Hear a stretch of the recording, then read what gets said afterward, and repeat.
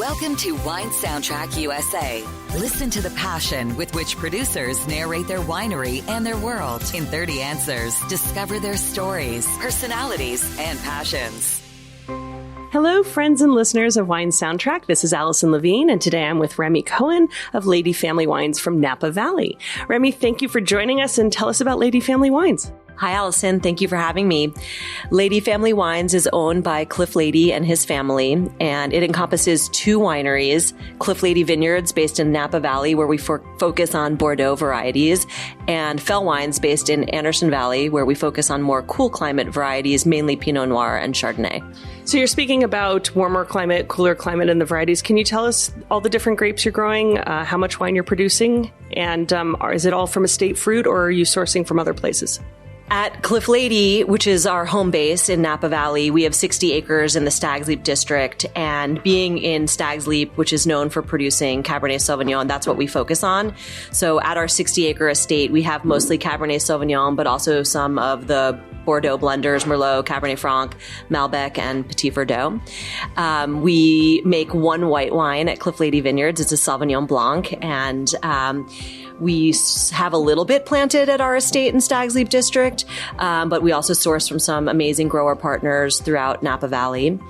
And Fell Wines in Anderson Valley, we do have an estate there as well. It's called the Savoy Vineyard. It's really an amazing benchmark vineyard in Anderson Valley that was planted by Rich Savoy in the early 90s. And we had the opportunity to purchase that vineyard in 2011. And so now it's our estate. We do sell fruit from that estate. And we also purchase fruit from a few other great estates in Anderson Valley. So a little bit of a mix. We work with some really legendary vineyards throughout Napa and Anderson Valley, but we also have some of our own estate program as well. Well, I'm enjoying this Chardonnay from Anderson Valley right now that I'm sipping along with you. What is your total case production? Cliff Lede Vineyards is around 20,000 cases. The large amount of that is our Sauvignon Blanc. And then we make smaller amounts of Cabernet Sauvignon-based blends, like our Stag's Leap District Cab. We make Poetry, which is our flagship wine. That's a smaller production wine. At Fell, we make about 8,000 to 10,000 cases, depending on the vintage. And your wines are available nationwide or in particular markets? Yeah, so probably the easiest place to find them is on our website, which is ladefamilywines.com. But we are distributed in about 45 of the U.S. states. So it's pretty easy to find. And if you work with a local wine shop, they can usually get the wine in if they don't already have it. And we're also in about 15 different export markets throughout the world. Wow. So tell me, what is your first memory relevant to wine? So I partied in high school and with wine though?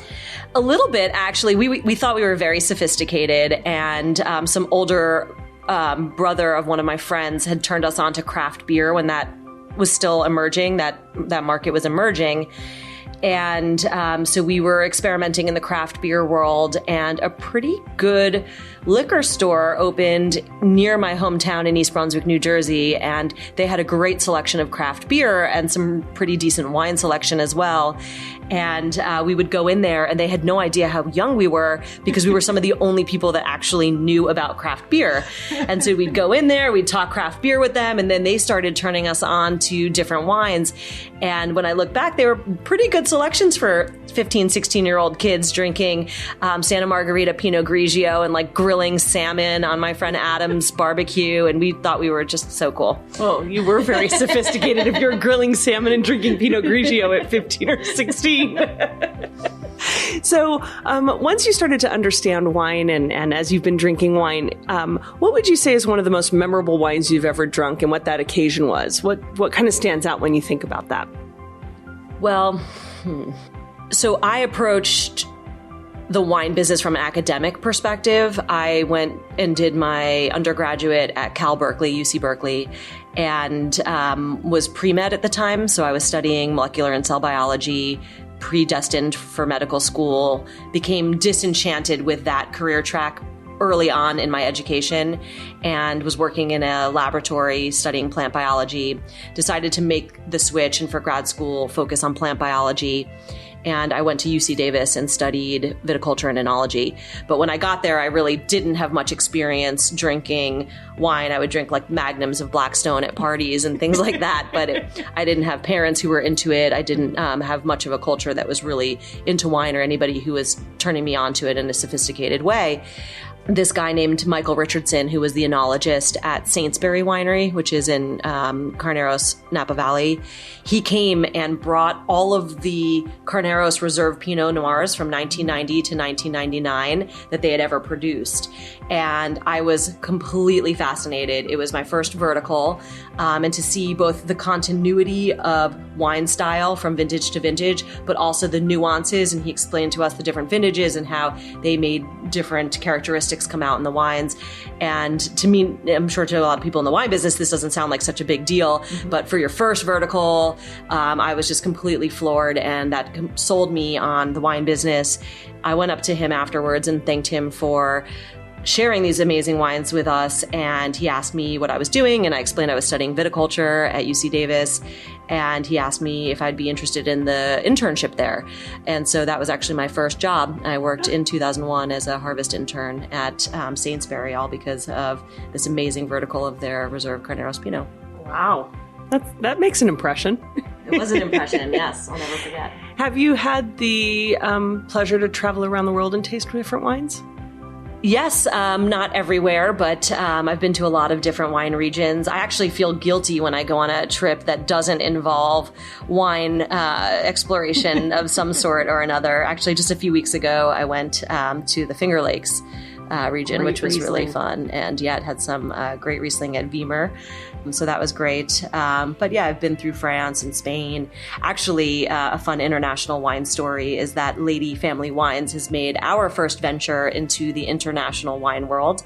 About a little over a year ago, I went to the Priorat on vacation, and Cliff had already started talking about his interest in potentially investing in an international winery. And I met the owners of Mas Deutsch Winery in the Priorat, and they were looking for an investor to help them establish a new winery. They were building a new facility overlooking the charming town Poboleda, where their family is from, in the Priorat. And I was so impressed with their wines, Old Vine, Grenache, and Carignan, and also just impressed with their passion, their execution. And I shared it with Cliff, and he soon after met Valenti and Ramon, and they decided to partner, and Cliff is now a 50% partner, and so it's our first venture into the international world of winemaking. Ooh, pretty exciting. Do you get to play any part in making those wines? They're pretty independently operated, and they have all the knowledge there, but I'm pretty lucky to just go visit and learn and share ideas, and we're looking forward to a long collaboration with them, but they run their business fairly independently of us. So, traveling the world abroad, who would you think culturally drinks the best in terms of quality? Well, I think we drink the best because we have the most diverse array and selection and availability of wine. And when you go to other regions that might have some of the best wines in the world, they also don't have exposure to as much of the other great wine regions of the world. So if you go to a restaurant in Napa Valley, you'll see wine lists of incredible wines from around the world. But if you go to Burgundy, you see Burgundy on the list, which I'm not complaining about because I love Burgundy. But I really appreciate the opportunity to drink Burgundy and drink Old Napa and drink Bordeaux and drink Italy and Austria and the whole wide selection. So I'm going with the melting pot on that one. I like that. So if we were to come into your home, what would we find in your cellar or refrigerator or wherever you store it? It's a good mix. I love champagne, so there's always champagne. I feel like no matter what's going on in your life, if you have a glass of champagne, it makes you happy. It at least makes you smile and puts things in perspective. And so I love drinking champagne. But also, I have a group of friends, and we've been really focused on exploring Old Napa. So buying interesting wines from the 70s and 80s in Napa, seeing how they've evolved over time, also talking about who made them and what stage of their careers they're in, and we just love doing that. We just recently had an amazing lunch at Mustard's, and one of the wines I brought was a 1973 Mondavi Reserve Cab, and it was phenomenal. So it was really. It's nice to see something with over 40 years age doing well. Let's hope so. Now that I'm 42. So, do you think there's a such thing as a perfect variety? I don't know that I think of it like that. And I don't really have a favorite one either. So I think it really just depends on how the wine's made, and that there's a story to it, and that there's a thoughtfulness that goes behind it. But I think there can be wines that aren't great that are made from some of the best varieties. Yeah, perfection is hard to reach, huh? Yeah, who knows what that even means. So what's your opinion on wine critics and scores? I feel like wine critics give a foundation for people to get turned on to a lot of different wines, and that people who are just learning and collecting, that it's a really good foundation for them to have a reference point. So I'm a supporter. I think it's important to understand and learn over time how your palate relates to a certain critic's palate, and understand if you're going to like those wines or not like those wines. So you might not have the same palate as a critic, but I think that it's a valuable reference point. Mm-hmm. And I personally, when I'm exploring regions that I'm less familiar with, I go to top critic sites and I learn about their opinions and get turned on to producers through that avenue. And so I think it's a valuable component of the industry. And so as a wine drinker, you've told me you like champagne, so we know that sparkling hits a good place for you. But in terms of wine, red, white, or rosé? Like right this second, or in general? I really have to pick one? I guess that's your answer, right? You know, you can't pick. Oh, that's a tough choice. I guess I would say red wine. Red wine. And then second choice would be white wine. And the third choice would be rosé. I appreciate rosé. It's really nothing against rosé. I love a good rosé. And I know that white wines can be just so nuanced and complex, and I probably on a gallon basis drink more white wine than red. But I appreciate the ageability of red wines and the complexities and the nuances, and I don't think I would want to live without red wine. Yeah. Well, I know it's an unfair question to really ask what you prefer, because time and place and mood play a part of it, and so does food pairing. So how do you approach food and wine pairing? Do you think that there are hard and fast rules to follow, that white wine goes with fish and red wine with meat, or do you experiment? And I mean, how do you do it when you're at home or in a restaurant? I'm generally not a hard and fast rules type of person, so I like to get experimental, and I like to see what other people are interested in and what they want to recommend. And I love going to restaurants and asking the sommelier to pick the wines, and sometimes even just saying to the chef, you make the menu, you pick the wines, you give us your experience. And I really appreciate that. For me personally at home, I like the arc of the evening. So starting with some sparkling wine, maybe some champagne, going into lighter white wines with lighter fare, maybe some salads or oysters or other types of seafoods, and then progressing into heartier wines and heartier dishes. Mm-hmm. But that's just a general rule. And then if we're really drinking, we'll go probably back to white wine to drink more, or have a cocktail or a Negroni. So when you've had a little too much wine to drink, any tips for that hangover the next day? Drink a lot of water. I've heard that one before. Sometimes we forget, but water is key. So for somebody who hasn't had the pleasure to taste Cliff Lede wines or Fell wines, what do you think they're missing out on? Well, I think the wines are delicious. I think they also speak to where they come from, and they really do a great representation of what they are. So I believe that both Christopher Tynan, our winemaker for Cliff Lede, and Ryan Hodgins, he's our winemaker for Fell, that they both do an amazing job of expressing the great vineyards that they get to work with, that our wines are truly Californian, and that they're bright and exuberant, but also that they have a mentality where they're made with an inspiration towards Europe, and the wines have great minerality, great acidity, and I think that people generally love them. So we're sitting here, I'm really lucky right now because I have a plethora of bottles in front of me. Chardonnay, Sauvignon Blanc, Pinot Noir, Cabernet. If space aliens were to land on your property right now, which of these wines might you want to present to them? So if they came to home base, which is Cliff Lede Vineyards in the Stags Leap District, then we would have to present them with our Cliff Lede Stags Leap District Cabernet. That's what we do at Cliff Lede is we make actually 10 different Bordeaux style blends and one Bordeaux Blanc inspired Sauvignon Blanc. And so if they landed at our home base at Cliff Lede Vineyards, they'd have to try one of our rockin' cabs. Wine Soundtrack, the voice of American wine growers and makers. So we're in the middle of harvest right now, and we know that every year tells a different story. Each vintage says something different. But do you find that there are more similarities year to year or more differences? Where do you see that kind of balancing out in terms of vintage?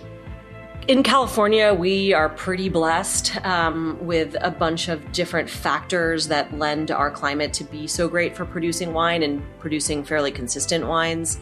And in the last 7 or 8 years, we've been having a lot of excellent vintages. So one thing that makes us different than other wine producing regions is that in California, we generally don't get a lot of rain between the months of May and October. So throughout the growing season, we're not receiving a lot of natural rainfall. We receive most of our rainfall in the winter, and we have the opportunity to collect that in reservoirs and then irrigate if we see fit.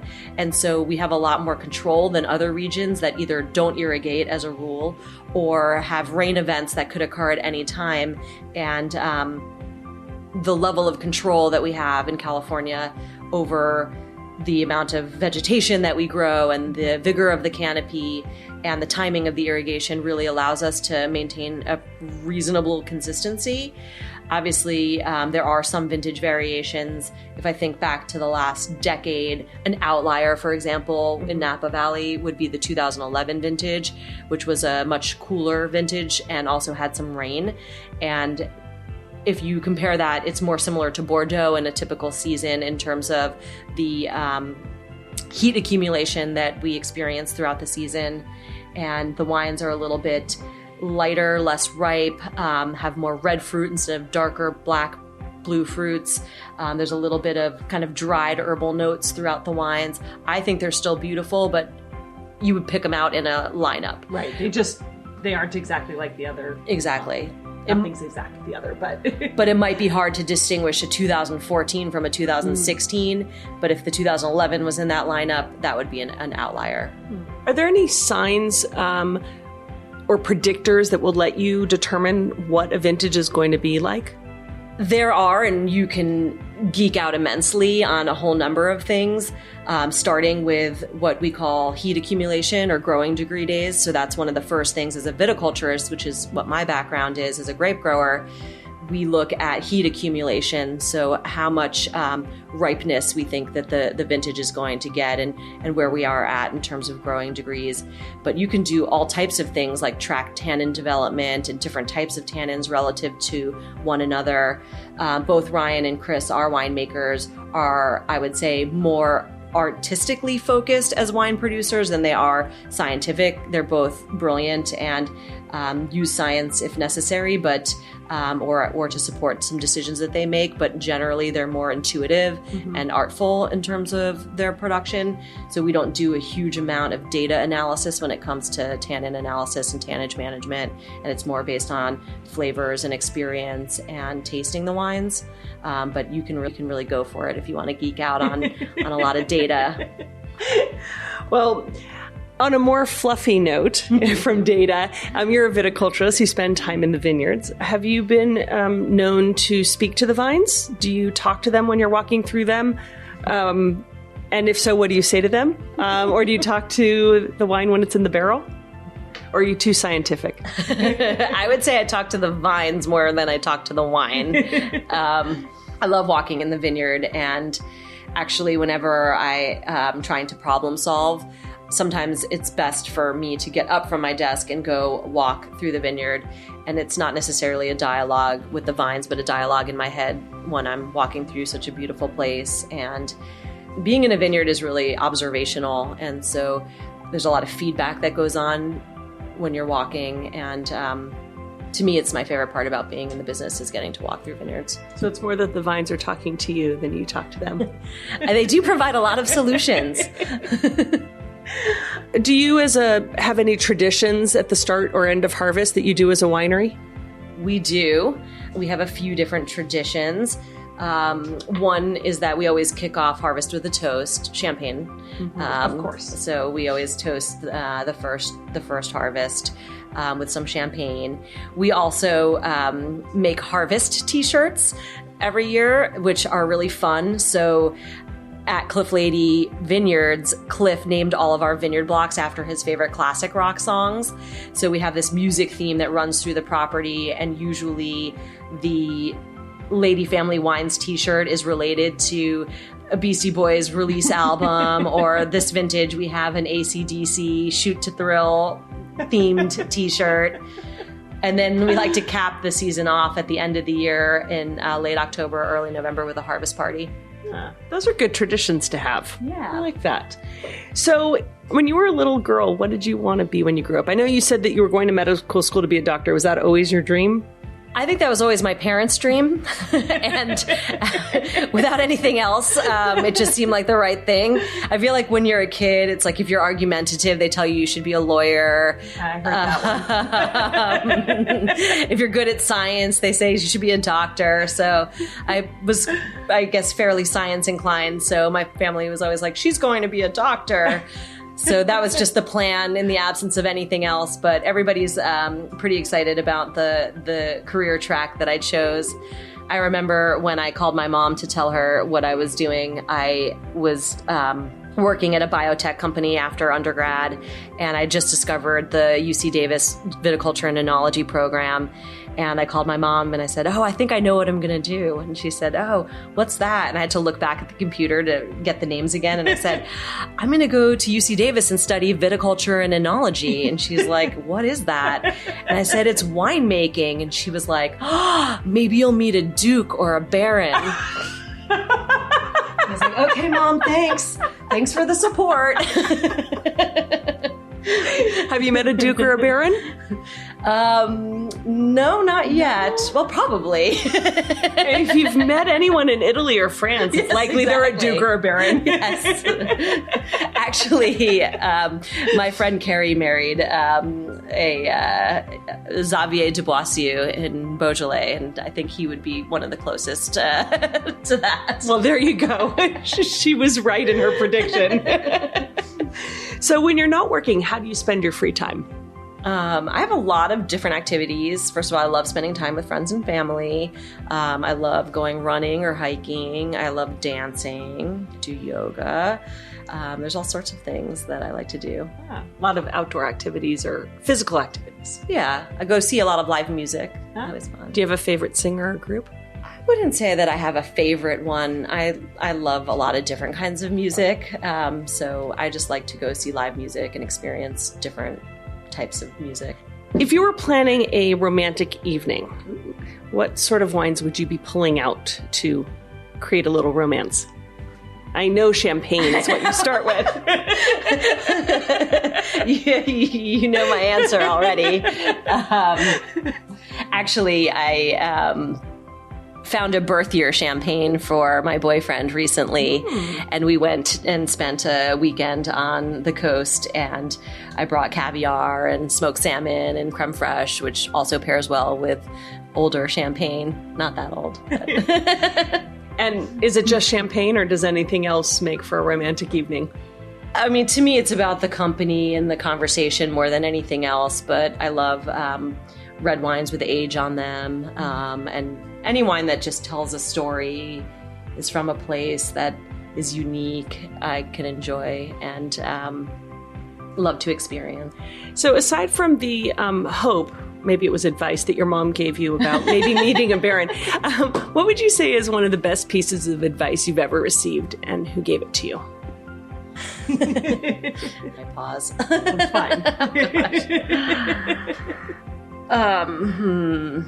Blank right now. I'm thinking of one that sounds too salesy.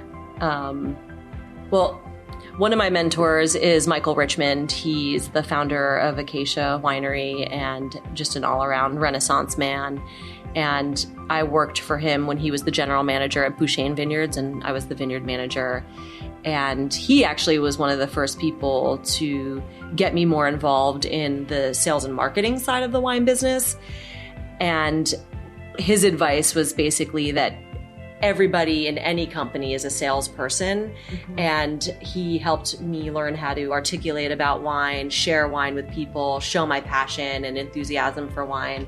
And so I would say that that has been really influential in my career, and that he was one of the people who helped me pivot outside of just the production side of the wine business where I grew up in, and into more of the general management, sales and marketing, and that side of the wine business, which I've really also grown to enjoy. Yeah, I think that I don't think that's too salesy or marketing. I mean, I think in anything that we do in our lives, we are selling ourselves or something we do. So I think that's good advice, is that you always have to be on. So now let's turn the tables. If you could offer some advice to our listeners, what advice would you give them? Well, I think it's to do what you love.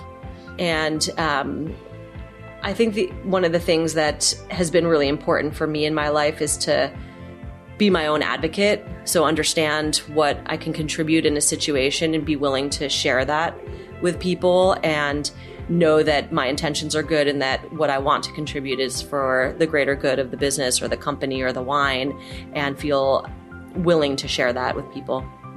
And so when you look back at your career in the wine industry, what would you say is one of your proudest achievements to date in your work? You have a long career ahead of you, so I know there's going to be more to come. Well, back to the Mike Richmond influence of moving out of just being a production-focused career path, I had decided earlier on in my career that I wanted to be a general manager of a winery, but I wasn't sure that I would be able to achieve that goal by just applying for jobs like that, especially at a young age. And so I sort of set a little goal for myself to become a general manager of a winery by the time I was 40. And when I was 37, Cliff gave me that opportunity with Lede Family Wines. That's an achievement. Thanks. So you've held that position for 5 years, because I know how old you said you were, so I can do the math pretty quickly. So complete this sentence for me. A table without wine is like... breakfast?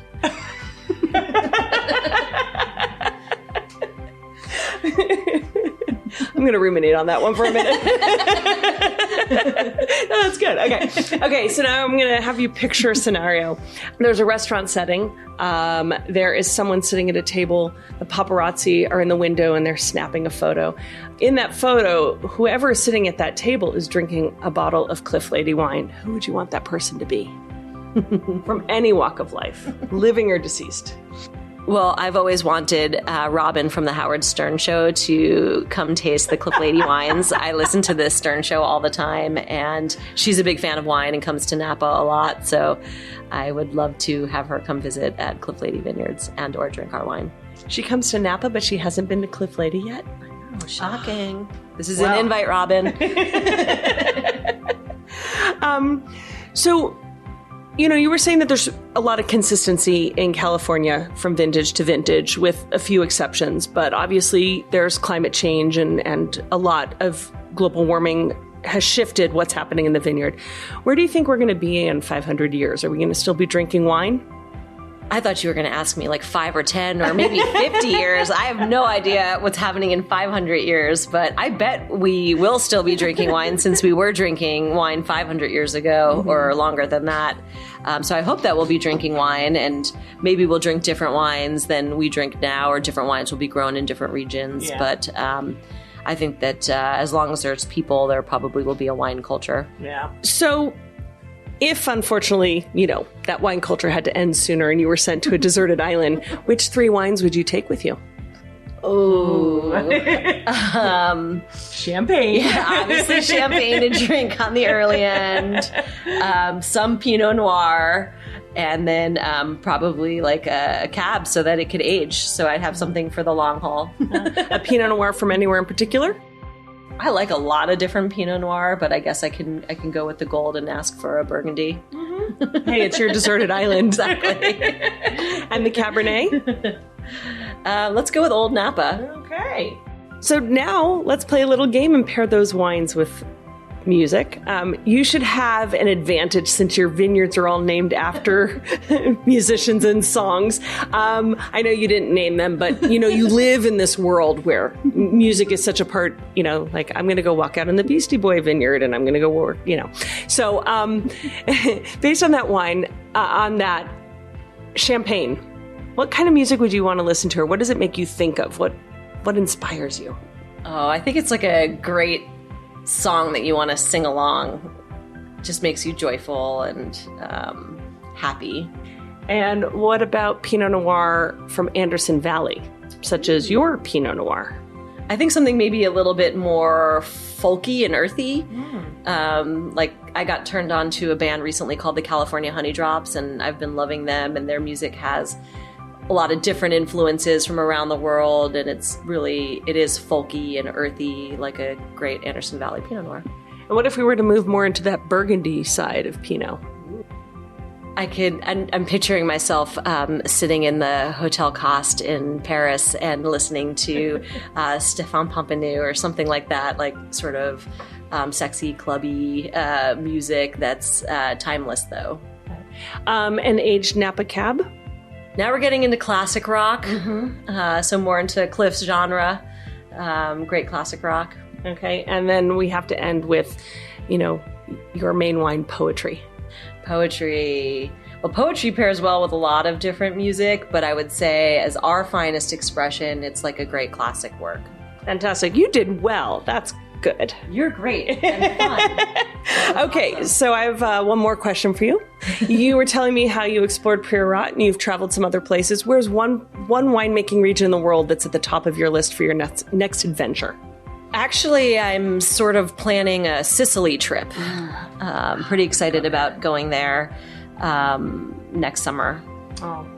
Well, while you're planning that trip, people might be planning their trip to Napa. So how can they visit you, and what can they do? Well, it's always great to set up an appointment. So feel free to call us or go on to cliffladyvineyards.com and make your appointment. We have a lot of different options and experiences depending on what you're interested in. If it's a beautiful summer day, you can sit out on the terrace at our reserve tasting experience. Or if you're really into some of the more reserve and library wines, you can come to backstage, which is where we have a rotating art exhibit that is music themed. And also we taste some of our smaller production reserve wines. And it's a really great, interesting space and fun experience in backstage. Fantastic. And I know that there's also a little boutique hotel that's available. Yes, the Poetry Inn, which is perched atop the Poetry Vineyard. It's the only accommodations in the Stags Leap district. You drive up a private road, you enter a secluded gate, and it's a 5-room hotel, very unique place. Every room has its own patio with sunset vistas, beautiful views of Napa Valley, no adjoining walls, indoor, outdoor showers, very private, very luxurious. It's a really amazing place to experience Napa Valley. So if you're looking for a splurge, you go to Poetry. But if you just want to have a Napa experience, you go for a tasting. Come by anytime. Well, I want to thank you, Remi, for joining us today. I hope you had fun, and thank you. It was a lot of fun. Thank you, Allison. Cheers. Cheers. Thanks for listening to a new episode of Wine Soundtrack USA. For details and updates, visit our website, winesoundtrack.com.